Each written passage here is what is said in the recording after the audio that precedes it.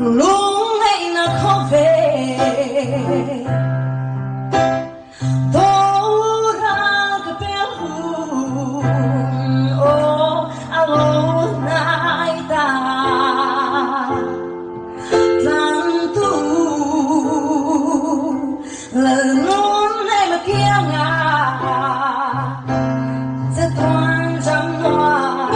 bán ra đi alo hô mày tôn hele ini semasa ku tak sekolah